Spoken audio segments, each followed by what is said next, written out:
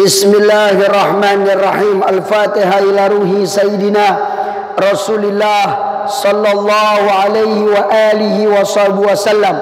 Wa summa ila ruhi wali jamil arwah al-anbiya wal mursalin wal awliya wa syuhada wa salihin wal a'immatir rasidin. Wa summa ila ruhi, maju Pak, Imam Ahmad bin Isal Muhajir ilallah. Wa summa al-faqil muqaddam Muhammad bin Ali Ba'alawi. Summa al-Habib Abdurrahman As-Saggab.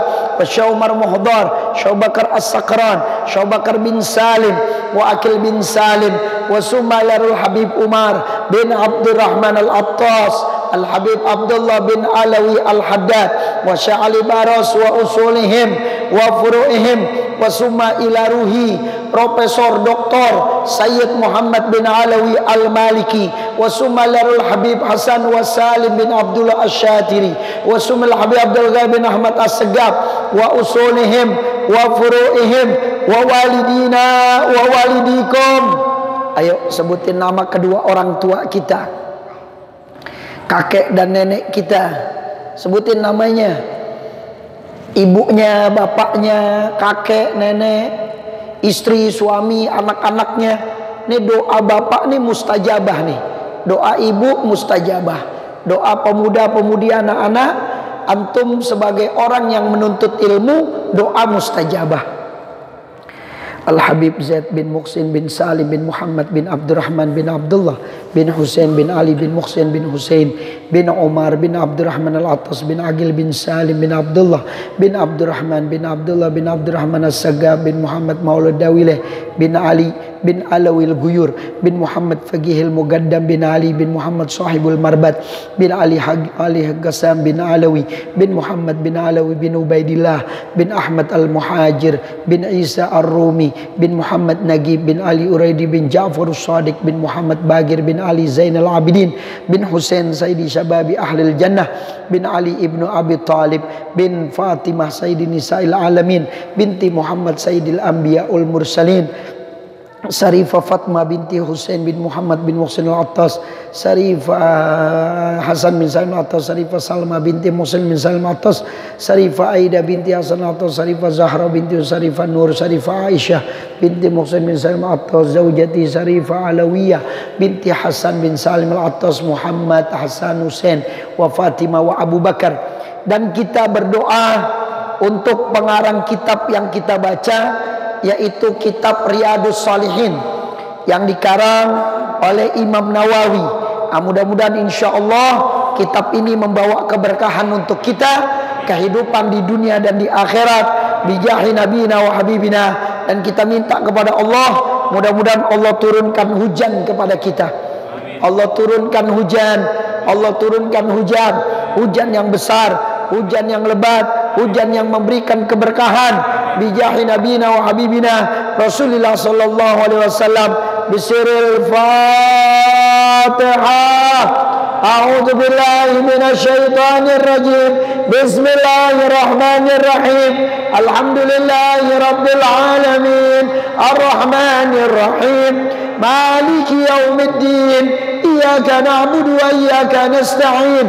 Ihdinas siratal mustaqim. صراط الذين أنعمت عليهم غير المغضوب عليهم ولا الضالين آمين. يا رب بالمصطفى بلغ مقاصدنا واغفر لنا ما مضى يا واسع الكرم يا رب Mustafa balligh waghfir lana ma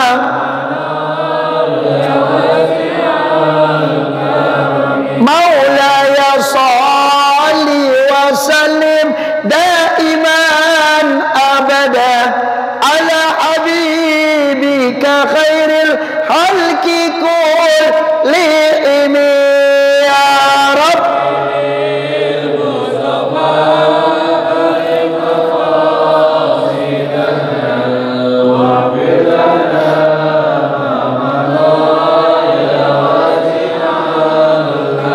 Muhammadun sayyidul kaunaini wa thaqalaini wal fariqaini min gharbin wa min ajami ya Rabb. Balligh sidana waghfir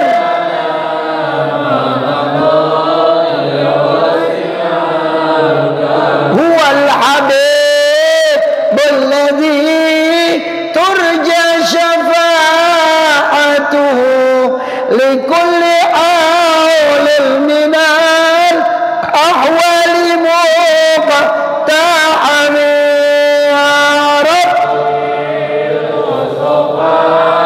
بلغ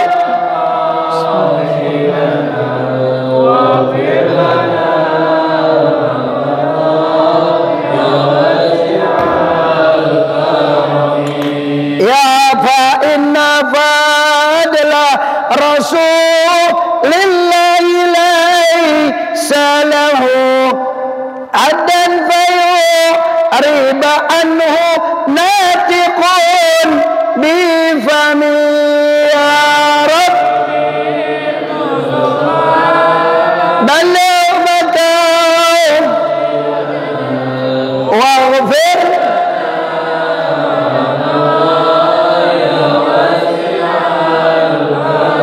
Allahumma salli wa sallim wa barik alaihi wa ala alihi.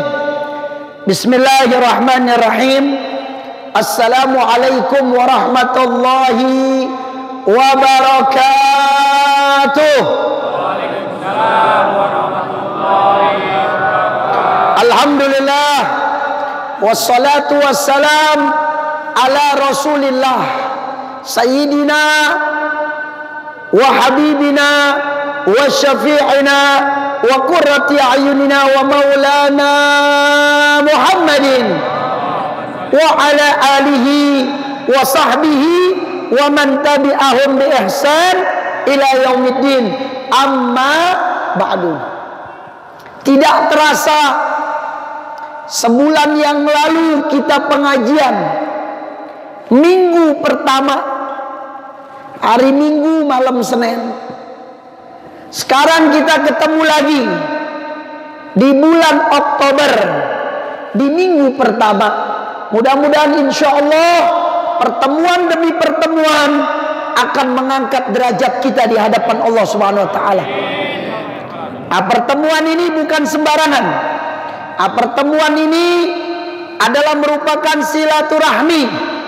Orang yang silaturahmi, yang pertama umurnya bakal panjang. Jadi panjang umur tuh Pak. Iya.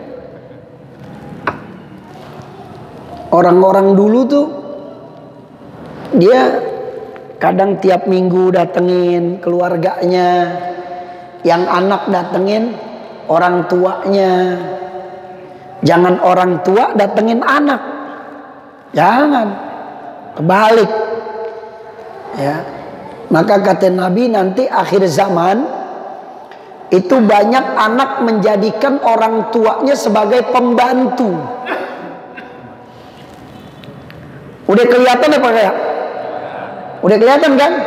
Iya. Orang tuanya disuruh jagain anak,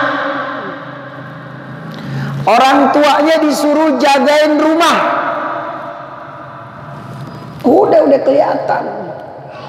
Makanya orang-orang yang begini hidupnya gak bakal berhasil. nggak boleh. Nggak boleh. Orang tua dan kita sebagai anak, kalau udah punya anak, jangan sedikit pun kita titipin anak kita sama orang tua kita, jangan.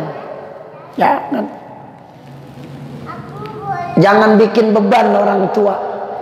Masa tuanya biarkan dia untuk ibadah.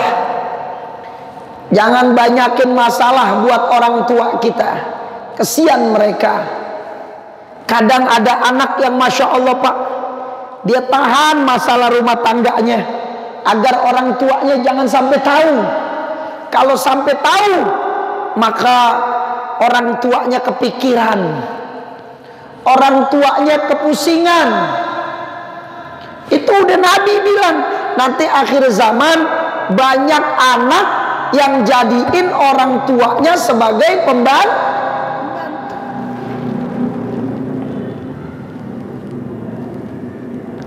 Ya, nggak boleh orang tua kita suruh nyapu, orang tua kita suruh cuci piring, orang tua kita suruh nyuci baju kita, nggak boleh.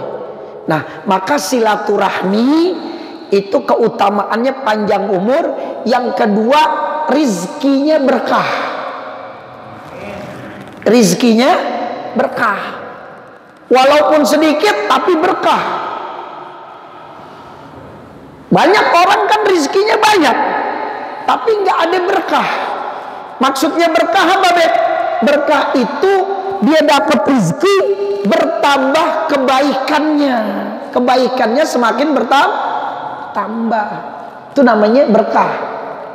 Tapi kalau rizkinya banyak, kemaksiatannya semakin banyak, itu tandanya tidak berkah. Walaupun terus banyak nambah, tapi dia jarang sholat, dia nggak pernah bantu orang, percuma. Ya, nah, mudah-mudahan Allah jaga kita semuanya. Insya Allah dengan pengajian ini, dengan taklim ini, insya Allah kita diberikan oleh Allah panjang umur dan rizki kita insya Allah berkah. Sehingga kita meninggal dunia dalam keadaan husnul khatimah. Amin ya rabbal alamin. Halaman berapa, Ustaz?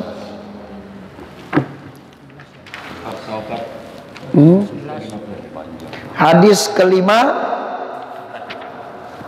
halaman 11. Halaman 11, hadis ke-15.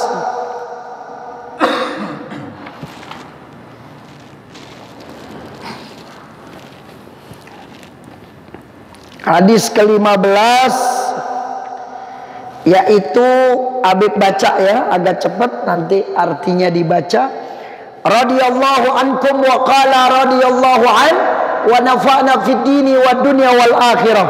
Wa an Abi Hamzata Anas bin Malik al-Ansari radhiyallahu anhu khadimi Rasulillah sallallahu alaihi wasallam qala Rasulullah sallallahu alaihi wasallam, lillahi afrahu bi taubati abdihi min ahadikum saqata ala ba'irihi wa qad adallahu fi ardin falatin muttafaqun alaih.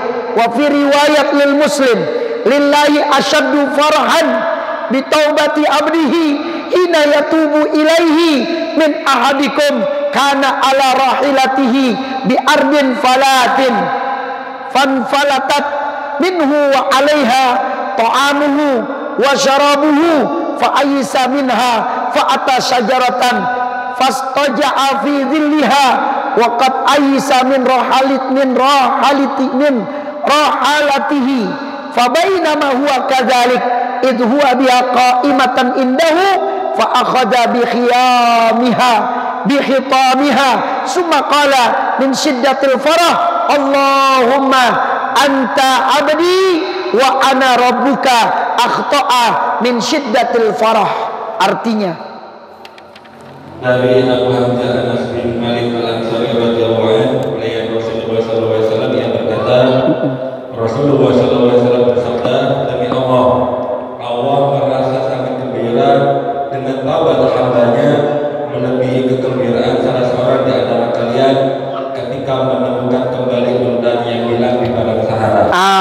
ini muttafaqun alaih, hadis riwayat Bukhari dan Muslim. Jadi Allah lebih sayang ame pendosa.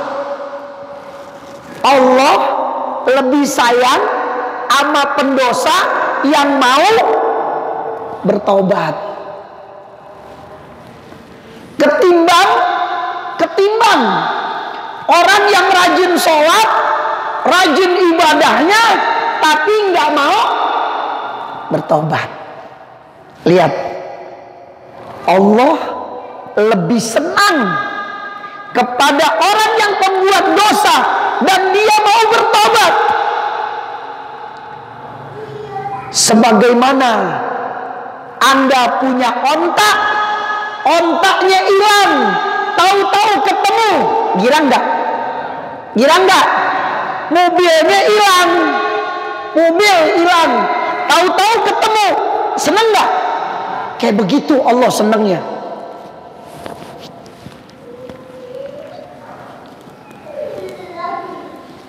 Jadi jangan putus asa. Anda punya dosa berapa? 100. Anda punya dosa 100.000. Anda punya dosa 1 juta. Anda harus bertobat 10 juta kali. Jadi begitu Pak, Bu. Jadi jangan lepas kita berdosa. Nih Habib kasih kunci. Kalau habis sholat, kakinya nih jangan dirubah dulu.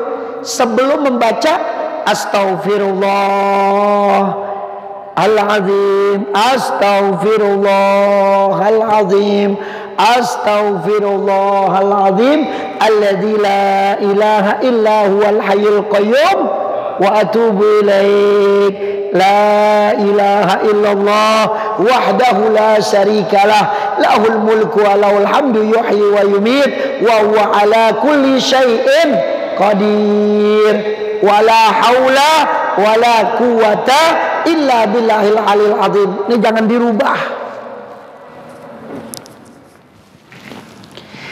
Dari satu sholat ke sholat berikutnya, dosa Anda diampuni oleh Allah Subhanahu wa ta'ala. Ya, itu jangan ditinggalin tuh. Jadi para ulama sepakat kalau habis salam di dalam sholat, Assalamualaikum warahmatullah, Assalamualaikum warahmatullah, jangan ditinggalin tuh istighfar 3 kali. Karena itu kunci Allah mengampuni Anda dari satu sholat ke sholat berikutnya, dari sholat berikutnya ke sholat yang lainnya, seperti itu. Jadi dosa kita diampunin terus oleh Allah Subhanahu wa ta'ala. Nah, jadi kalau ada orang yang bertobat, Allah sangat bergembira. Sangat ya. Ini di sini artinya sangat, Pak. Merasa sangat afrah. Afrah itu sangat banget gembira kalau ada orang yang bertobat. Maka kita jangan menganggap orang yang berdosa itu seolah-olah dia itu orang jahat. Jangan, nggak boleh. Kita lihat tukang mabok, kita anggap dia sampah masyarakat atau nggak benar. Kita nggak tahu, mungkin dia bertobat terus menerus. Nggak ada yang tahu, Pak. Nah, maka itu Allah senang, Allah sangat gembira kepada orang yang terus menerus bertobat, nggak pernah lelah, dia nggak pernah capek, dia tahu dosanya banyak. Bagaimana gembiranya Allah? Seperti Anda menemukan onta yang hilang, ya, gitu. Mudah-mudahan kita termasuk orang yang mau bertobat kepada Allah. Ya, paling sedikit tuh habis sholat tuh jangan ditinggalin tuh, pendek itu. Ya, yang tadi Habib baca, habis itu doa nggak apa-apa. Habis itu doa nggak apa-apa. Mau dipanjangin lagi wiritannya nggak jadi masalah. Tapi di situ Anda jangan sampai lepas itu, karena di situ Allah kunci. Setelah sholat dikunci sama Allah lagi. Dosa-dosa yang sebelumnya diampunin oleh Allah Subhanahu wa taala. Habis dosa Anda bersih lagi hadirin. Ya, insya Allah. Selanjutnya di dalam riwayat Muslim,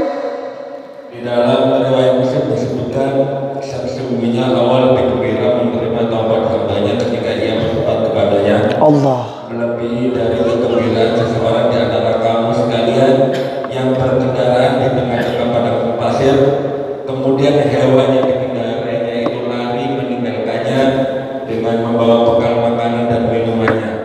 Lalu ketika ia sudah putus asa untuk menemukannya kembali, sehingga ia lantas berteduh di bawah pohon dengan membaringkan badannya. Tiba-tiba ketika ia bangkit dari rasa putus asanya, ia menemukan kembali hewan kendaraannya tersebut lengkap dengan bekal yang dibawanya. Kemudian ia segera memegang tali kekangnya, dan karena terlalu gembiranya ia sampai salah berucap, "Ya Allah, Engkau adalah hambaku dan aku adalah hambaku." saking gembiranya ontaknya ketemu lagi. Karena tuh ontak bawa makanan dan bawa minuman. Akhirnya dia lemes, dia putus asa, dia ketiduran. Tahu-tahu ontaknya di samping dia.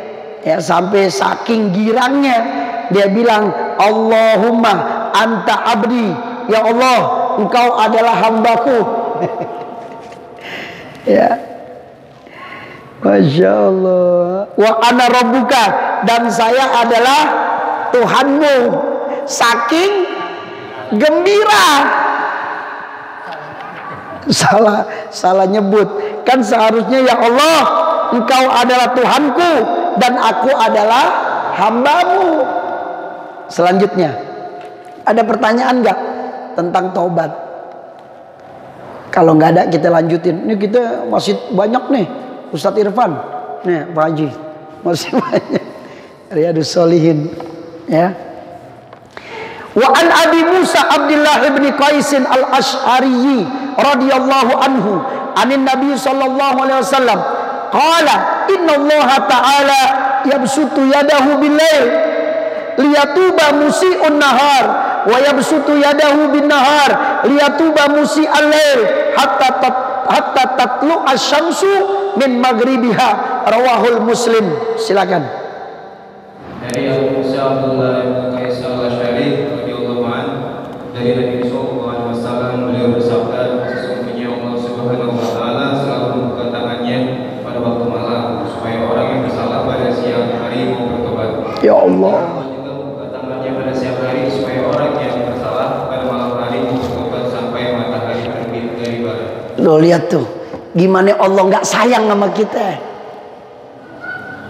Tiap hari Allah buka buat orang Islam nih, buat orang Islam.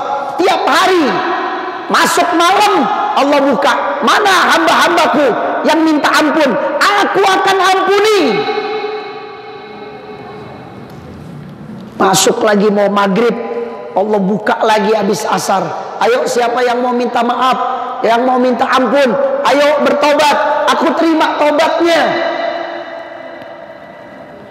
Seperti itu tiap hari sampai hari kiamat.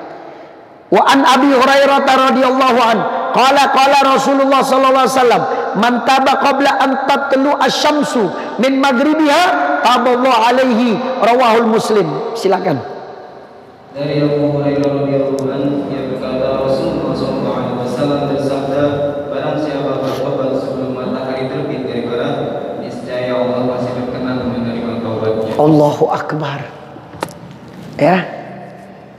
Jadi habis subuh tuh sebelum matahari terbit itu Allah terima taubat kita. Enak banget. Luar biasa. Tapi ingat, dosa ada dua. Dosa kita sama Allah, dosa kita sama manusia. Dosa sama Allah, ya Allah ampuni saya ya Allah. Astaghfirullahaladzim wa atubu ilaik. Selesai. Tapi kalau sama manusia nggak bisa. Kalau sama manusia harus ada diucapin, iya saya maafin. Pak maafin saya ya Pak. Ya Beb, sama-sama maafin saya juga. Selesai.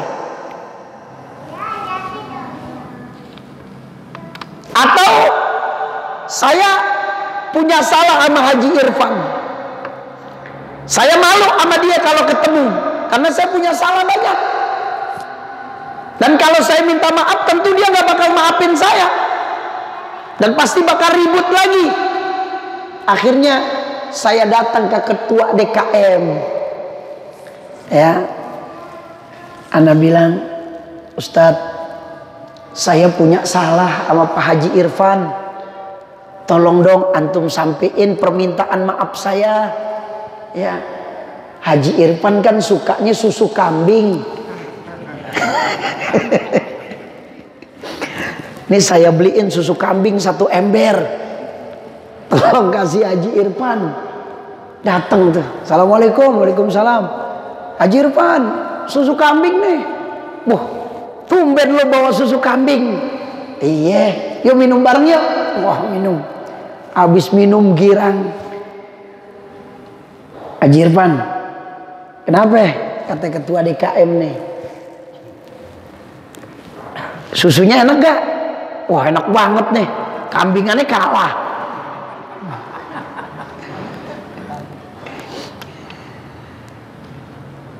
Enak nih kambingnya nih, luar biasa. Dari mana belinya? Tadi Habib datang ke rumah saya bawa susu kambing buat Haji Irfan. Tumben Habib beliin aneh. Iya, dia minta maaf atas kesalahan-kesalahannya. Kata Haji Irfan, karena udah makan susu kambing dari aneh, kan malu dia kalau nggak maafin. Betul nggak? Kata ketua masjid, maafin ya Haji Irfan. Aneh maafin, aneh maafin. Tuh caranya begitu, Pak. Begitu juga sama istri. Kalau kita punya salah, jangan langsung minta maaf sama dia. Gimana kayak caranya? Bawain duit 1 juta, ya gak? Taruh aja di atas meja makan.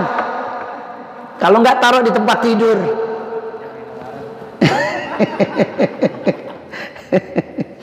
Ya, begitu. Pokoknya cari jalan agar dia mau memaafkan kita.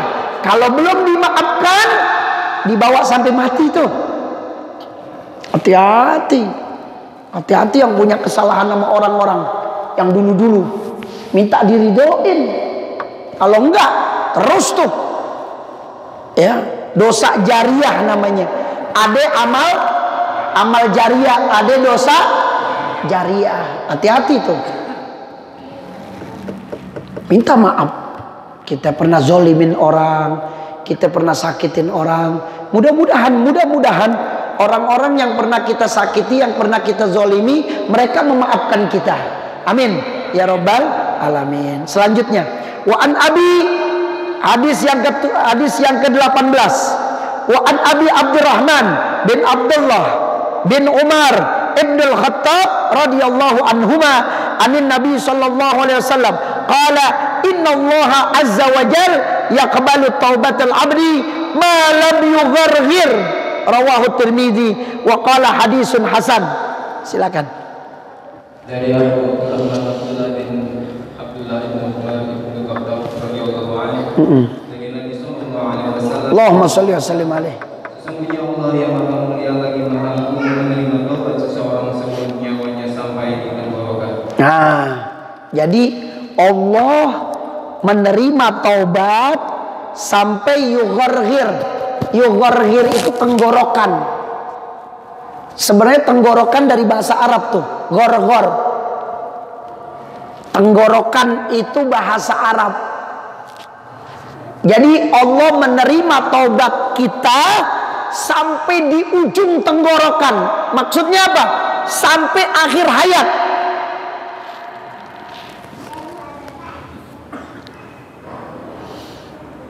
Maka ada satu hadis Sahih Muslim. Itu ada seorang perempuan, Pak. Dia tunasusila. Apa tunasusila? Pelacur.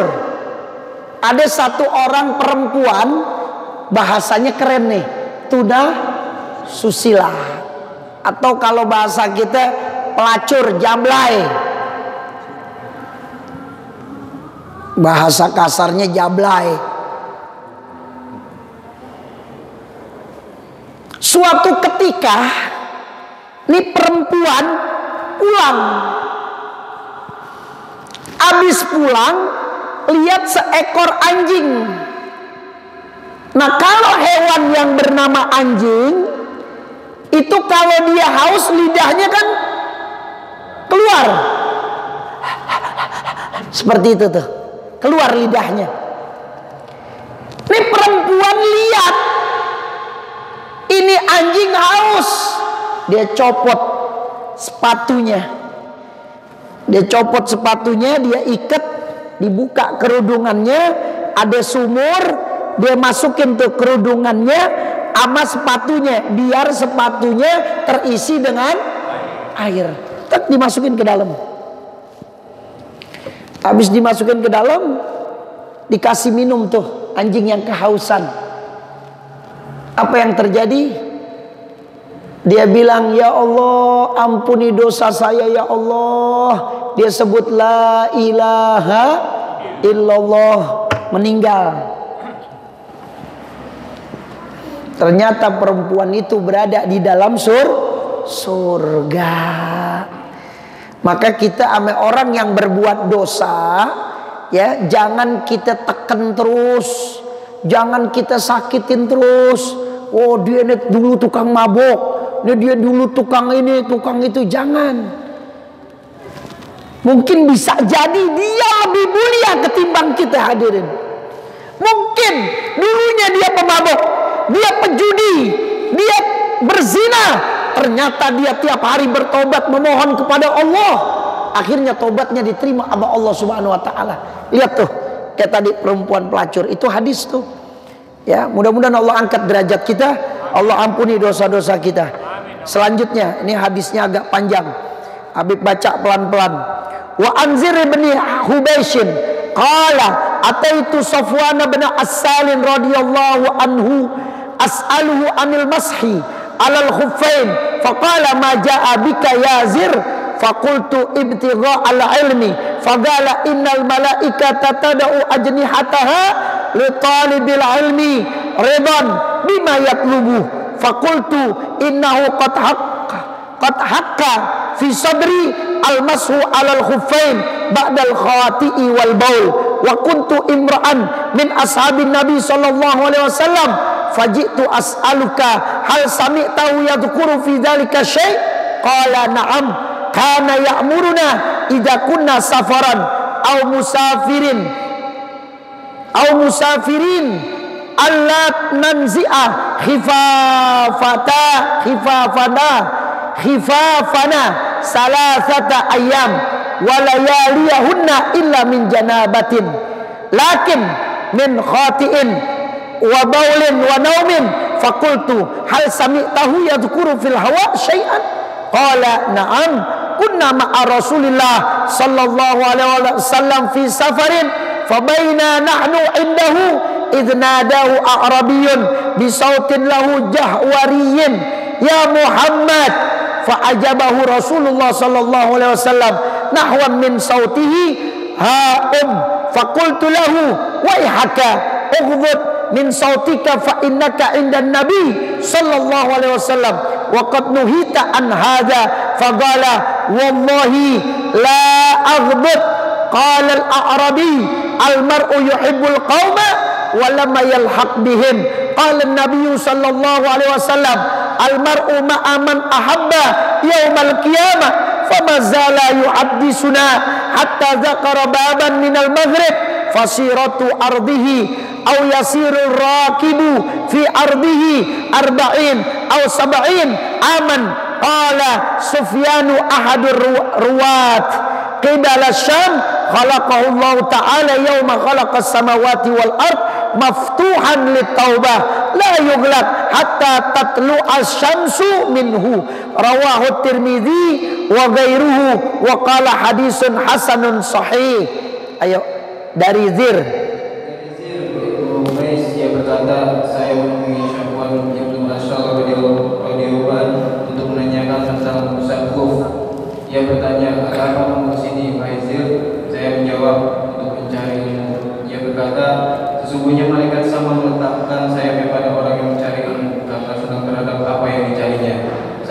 berkata, saya masih belum jelas betul tentang cara mengusap kuf sesudah buang air besar maupun air kecil. Sementara Anda adalah salah seorang sahabat Nabi Sallallahu Alaihi Wasallam. Kedatangan saya di sini adalah untuk bertanya kepada Anda, apakah Anda pernah mendengar beliau menjelaskan masalah ini? Dia menjawab, benar. Beliau menyuruh jika kita sedang dalam perjalanan atau sebagai musafir supaya kita bisa melepas kuf selama 3 hari 3 malam kecuali karena jinabah. Tetapi jika alasan buang air besar atau buang air kecil atau tidur maka kuf tidak perlu dilepas. Saya bertanya, apakah Anda pernah mendengar beliau menceritakan tentang cinta? Sebentar sampai situ. Pembahasannya beda lagi tuh. Jadi khuf itu Pak, itu sepatu yang terbuat dari kulit. Jadi kalau musim dingin ya kita pakai kaos kaki. Kadang saya di sana musim dingin itu dinginnya sampai masuk ke tulang.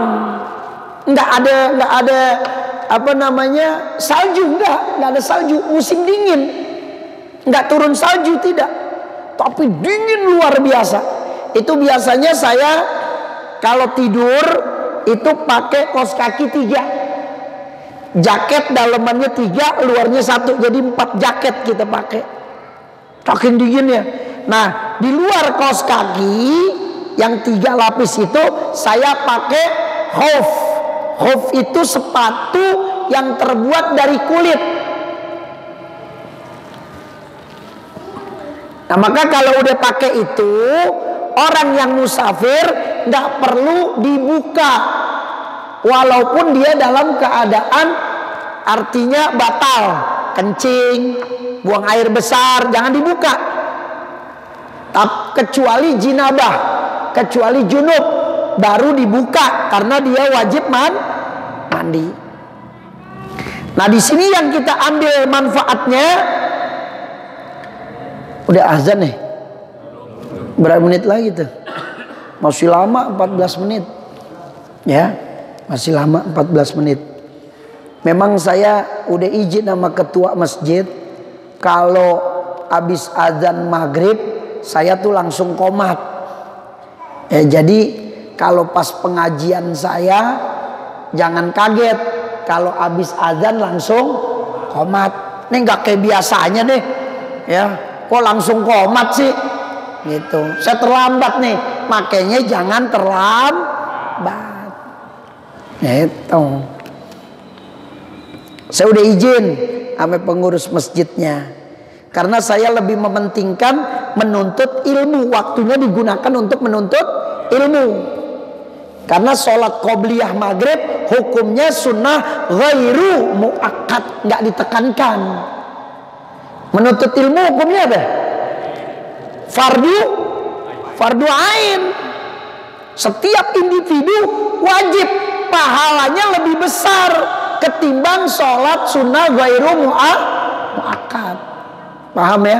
Jadi Habib majuin tuh azannya. Jadi saya minta maaf kalau ada, wah ini tahu-tahu udah azan, udah qomat aja, baru juga azan gitu kan. Karena ada orang yang belum paham, ya kita jelasin.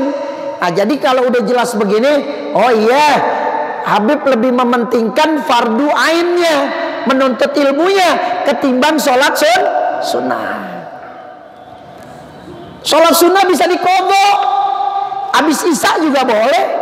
Usolli sunnah qobliyah maghrib qadhaan. Paham ya? Gak apa-apa. Gitu. Nah yang kita ambil manfaatnya di sini, coba lihat, sesungguhnya malaikat sama meletakkan sayap pada orang yang mencari ilmu. Jadi ketika bapak ibu pemuda-pemudi anak-anak kaum muslimin wal muslimat, Anda keluar dari rumah niat menuntut ilmu, tuh malaikat membuka sayapnya. Terus dinaungin sama malaikat karena senang terhadap apa yang dicarinya. Nah itu terus tuh seperti itu orang yang menuntut ilmu.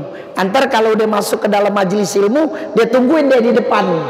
Ntar keluar dia buka lagi sampai rumah.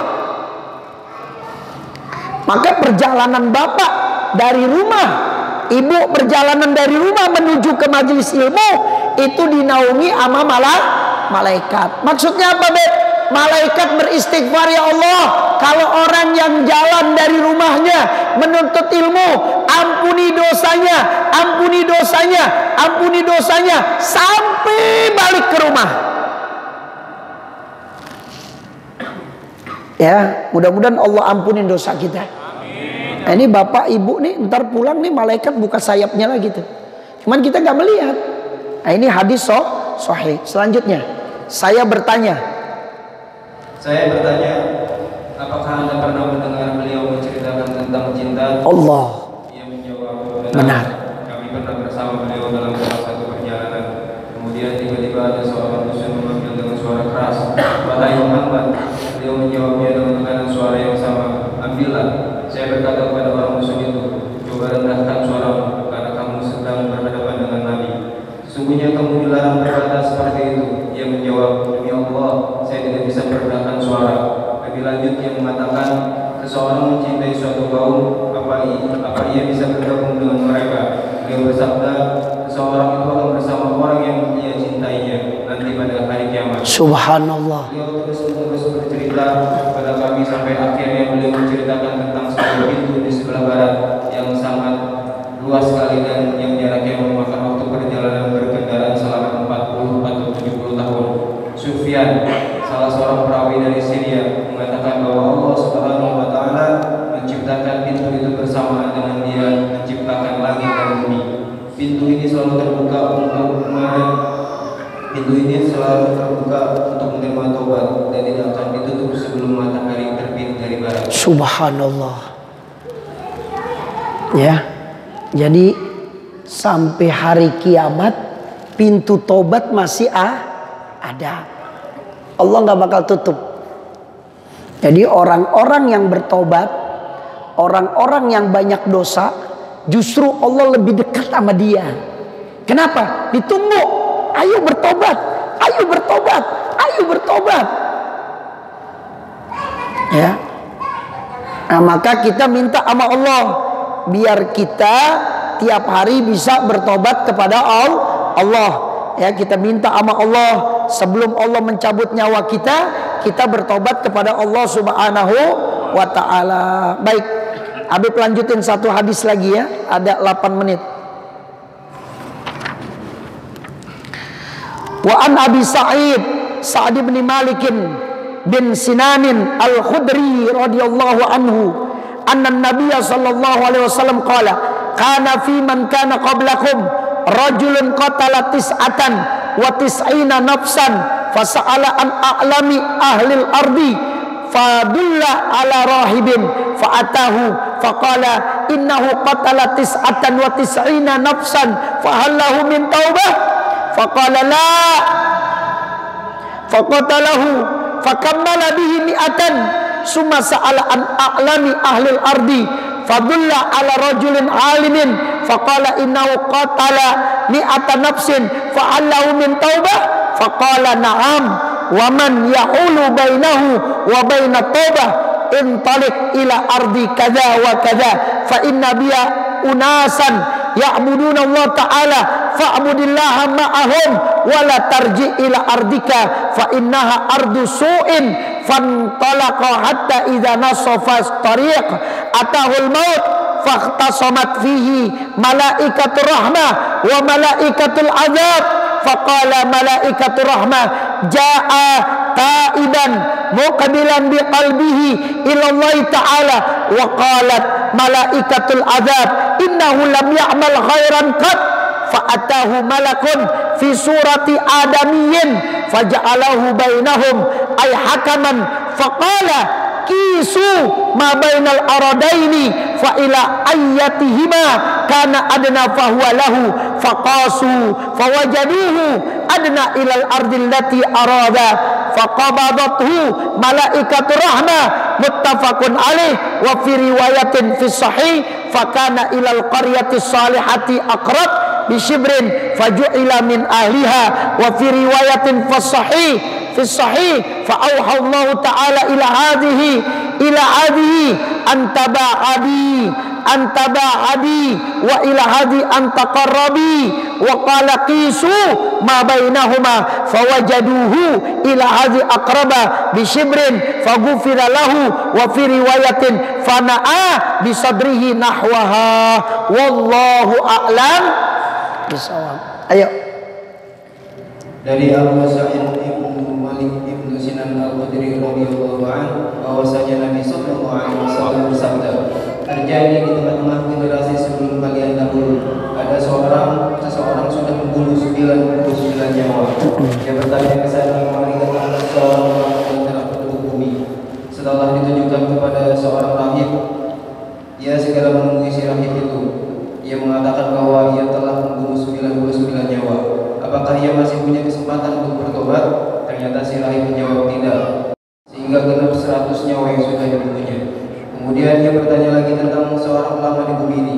Setelah ditunjukkan kepada seorang ulama, ia pun segera menemuinya dan mengatakan bahwa ia sudah membunuh 100 nyawa. Apakah ia masih punya kesempatan untuk bertobat? Si ulama ini menjawab, ya. Siapa yang menghalang-halangi orang bertobat?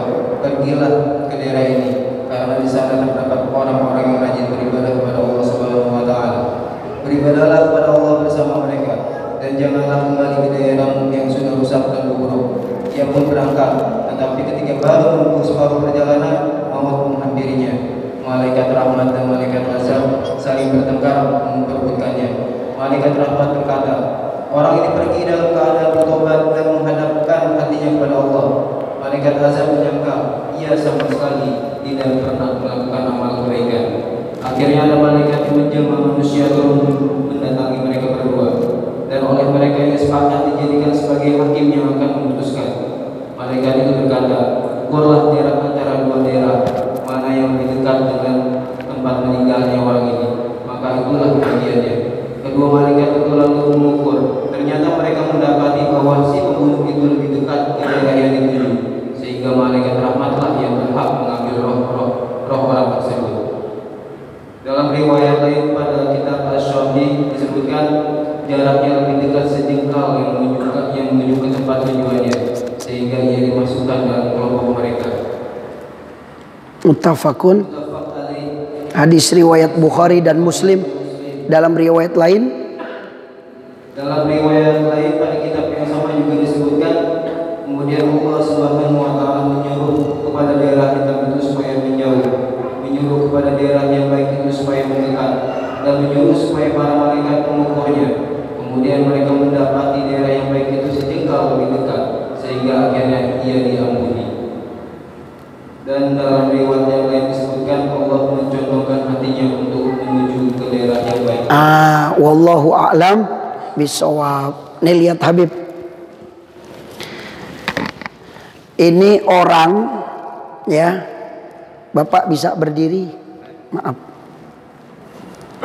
Habib datang, ya, ke suatu pendeta. Maaf nih contoh, saya bilang nih sama pendeta ini nih, saya bilang, Pak, saya udah bunuh 99 orang. Kira-kira saya tobat saya diterima gak sama Tuhan? Nih Bapak pendeta ini bilang kagak diterima, dosa kamu udah besar. Antum bisa diri? Iya. Sini Pak. Enggak. Muhtar satu lagi. Mana? Muhtar. Oh, 3 orang. Tarmizi Muhtar, Mukhtar, Imam Mukhtar. Aturan masjidnya namanya Al-Mukhtar. Saya datang nih ke orang alim, karena saya udah bunuh dia tadi 99 saya bunuh lagi karena dia bilang nggak diterima tobatnya karena dosa Anda udah banyak, 99 orang Anda bunuh. Saya bunuh dia karena nggak diterima tobatnya, mati deh, meninggal. Duduk Pak. Maaf ya Be.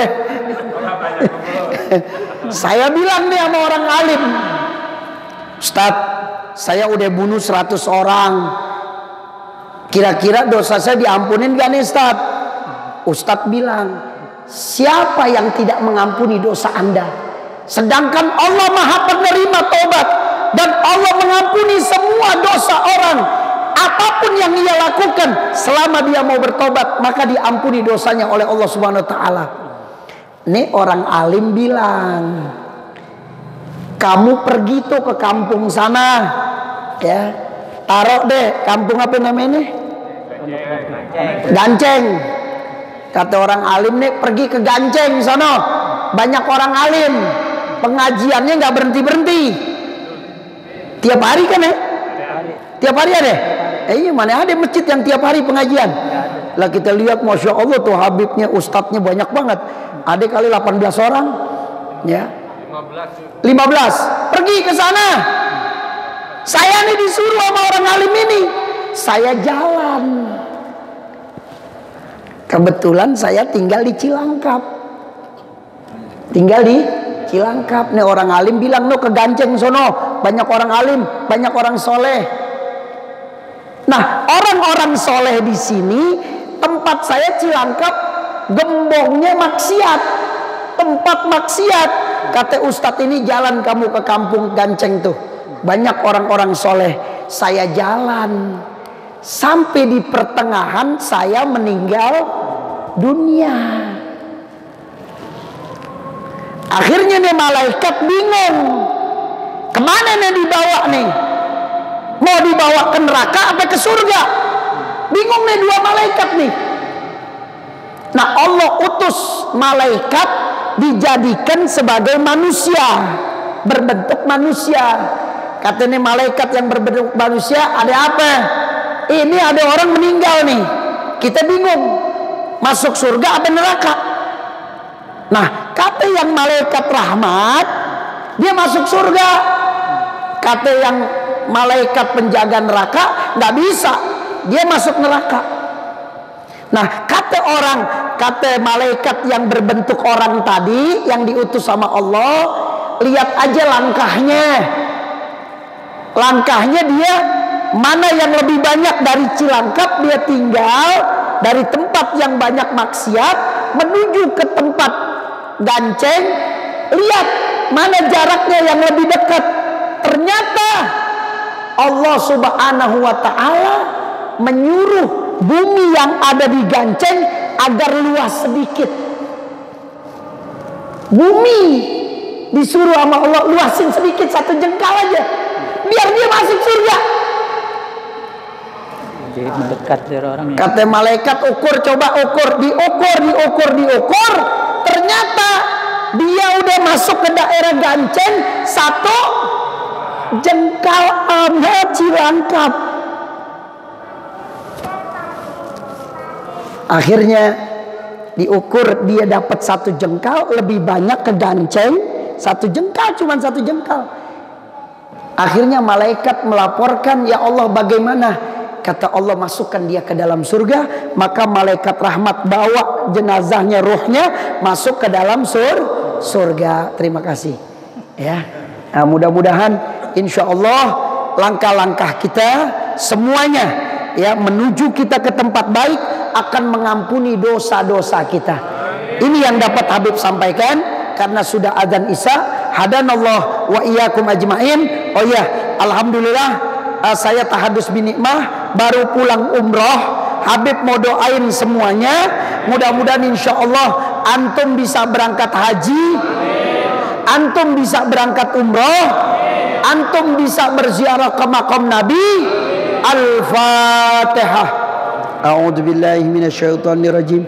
Bismillahirrahmanirrahim. Alhamdulillahi rabbil alamin, arrahmanirrahim, maliki yaumiddin. Iyyaka na'budu wa iyyaka nasta'in. Ihdinas siratal mustaqim, siratal ladzina an'amta 'alaihim ghairil maghdubi 'alaihim waladdallin. Amin. Sekian dari saya, kurang lebihnya mohon maaf. Assalamualaikum warahmatullahi wabarakatuh.